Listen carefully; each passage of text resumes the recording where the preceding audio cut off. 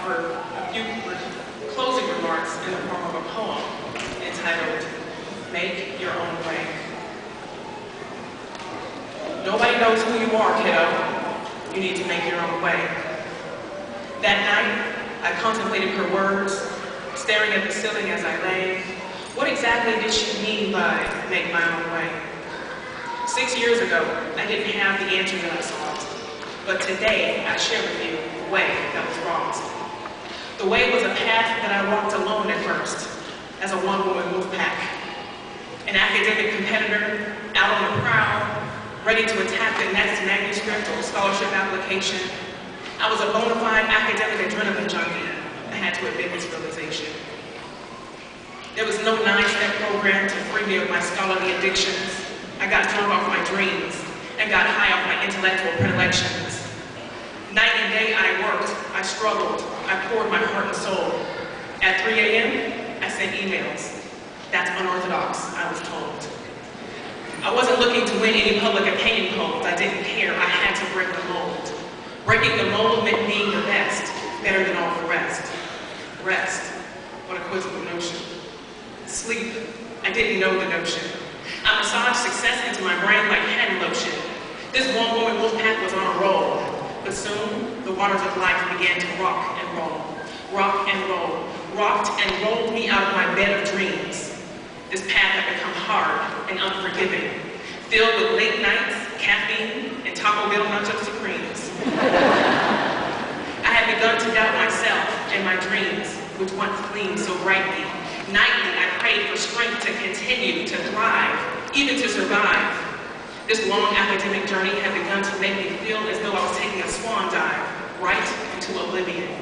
On my worst nights, that was likely my opinion. Am I the only one going through this? Am I alone? I couldn't be. It was at this moment that the path began to lead me to my legacy, a legacy of mentorship and generosity. Paying forward the mentorship I had received from others with a viscosity that was unparalleled, giving like a well-oiled vertical carousel. You see, it was the light of mentorship that saved me from the bullies along the path. You know the ones we've all heard about, the nurses that eat their young because the young don't have enough clout.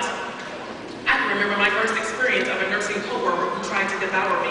She said, "You're getting a PhD? You don't have enough experience on your CV." Behind her words was fear of a young, driven nurse who wanted to be the best and not back at the rear. So this nurse was willing to toss civility aside in order to secure her place of dominance and pride. Thankfully, not all nurses have an appetite for other nurses. Some are there to give wisdom and guidance. The wisdom and guidance of these nurses trumped all the negativity I faced and made it easy to release the toxic waste.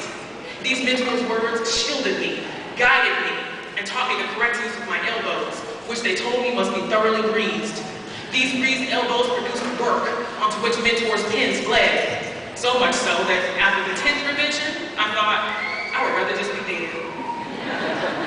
The blood of their ink was a manifestation of their passion, hard work, and sacrifice. Their investment in me would not stop with me. No, that simply would not suffice.